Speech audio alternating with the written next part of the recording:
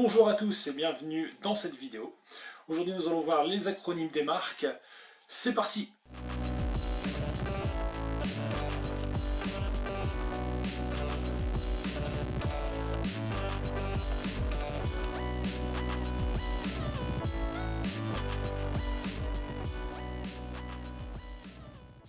Première marque que nous allons voir, Mavic. Donc Mavic qui est aussi un acronyme, parce que Mavic ça veut tout simplement dire manufacture d'articles vélos Cypédic, Idou et Chanel.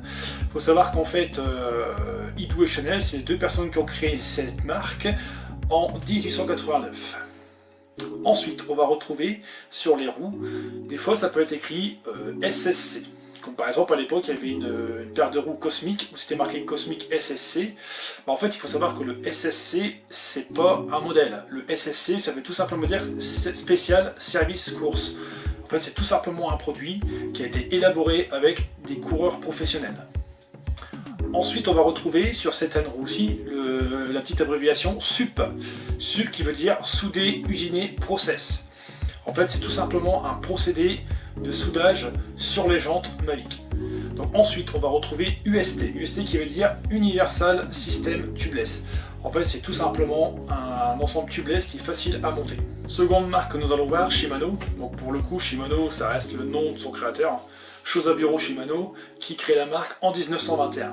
Il faut savoir qu'à l'heure actuelle, quand on parle de Shimano, généralement on fait beaucoup allusion au groupe de vélo, mais bon, ils sont aussi bien diversifiés dans les moyennées de pêche, ils sont aussi présents dans le snowboard et aussi dans l'aviron. Alors, premier acronyme que j'ai sélectionné chez Shimano, ça va être le HG. Le HG, ça veut dire Hyperglide. Donc l'Hyperglide, c'est quoi? En fait, c'est une technologie qui a été élaborée sur les chaînes, cassettes et plateaux.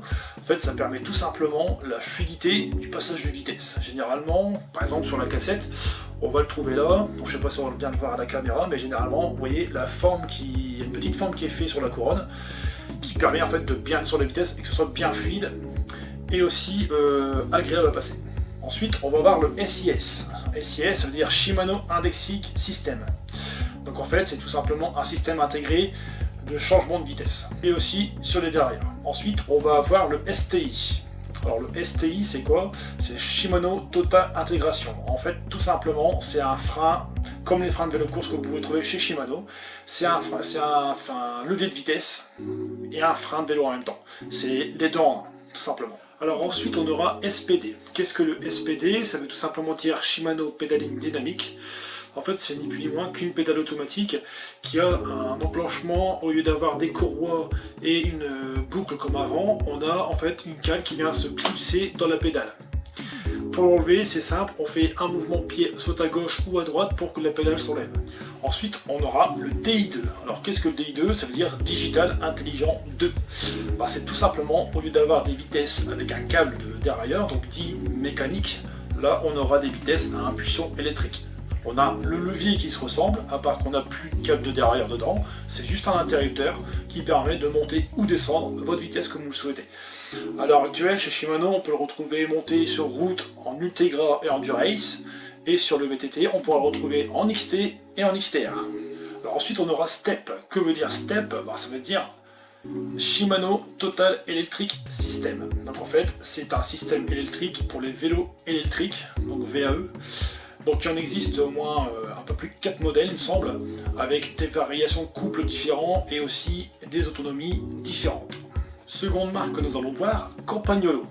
Donc c'est Tullio Campagnolo, donc c'est le créateur de la marque qui a créé cette marque en 1933. Et nous allons voir quelques acronymes. Tout premier acronyme que nous allons voir chez Campagnolo, ça va être EPS. Qu'est-ce que ça veut dire EPS? Ça veut tout simplement dire Electro Power Shift. En fait c'est ni plus ni moins la même chose que chez Shimano en électrique, c'est le même produit, à part que c'est le même principe, mais chez Campagnolo, tout simplement. Ensuite, nous aurons le Cult. Alors Cult, qu'est-ce que ça veut dire? Ça veut dire Céramique Ultimate Level Technology. En fait, c'est des roulements à billes céramiques pour les roues Campagnolo. Ensuite, on aura le XPSS. Ça veut dire Extreme Performance Shifting System.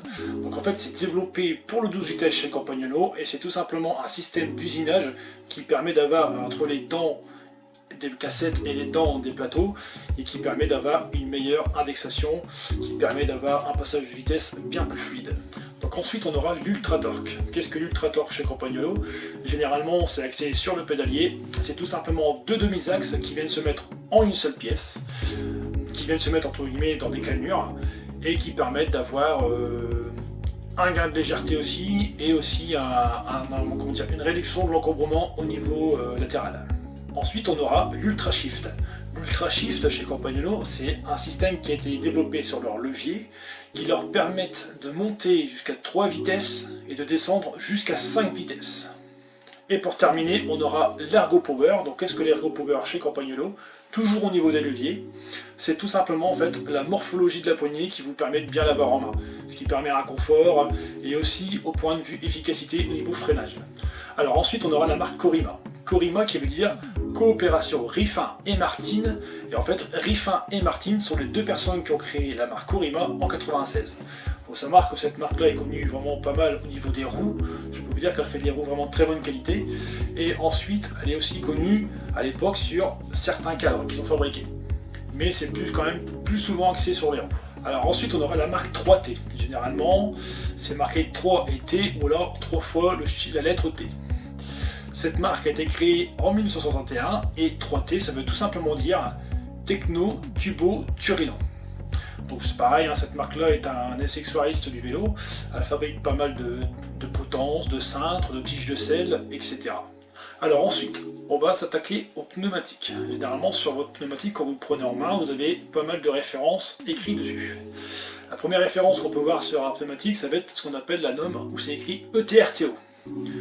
ETRTO qui veut dire European Trail and Rim Technical Organization. En fait, tout simplement, c'est un organisme qui a regroupé tous les pneus et toutes les jantes pour ne faire qu'un. Un peu, pour simplifier la chose, à l'heure actuelle, nous dans le monde, la langue la plus parlée, pour se reprendre, c'est l'anglais. Bah là, c'est la même chose, c'est le TRTO.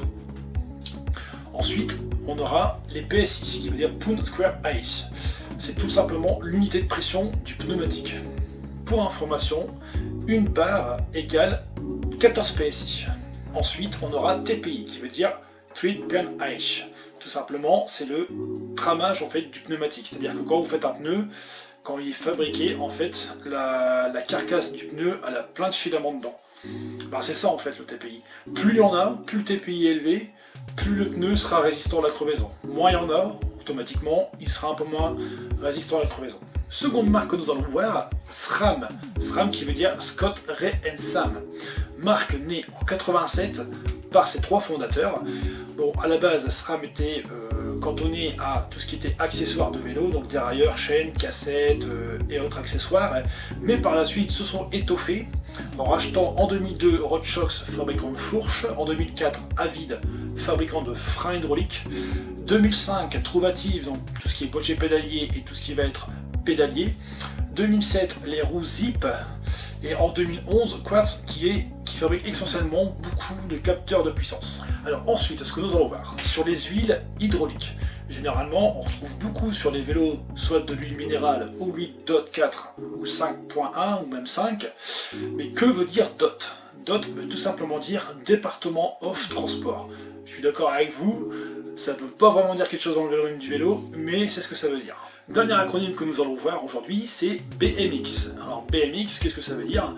Ça veut dire Basic Motocross. Il faut savoir que c'est une discipline qui est quand même bien ouverte et qui a quand même pas mal d'activités. On va retrouver le flat, on va retrouver le street, on va retrouver le park, on va retrouver le VR, le trial et le dirt. Mais ça fera l'office d'une prochaine vidéo. Cette vidéo touche à sa fin, j'espère qu'elle vous aura plu et qu'elle vous aura apporté pas mal de choses. Si elle vous a plu, je vous invite à laisser un petit pouce bleu et à vous abonner. Et je vous dis à très bientôt dans une nouvelle vidéo. Salut!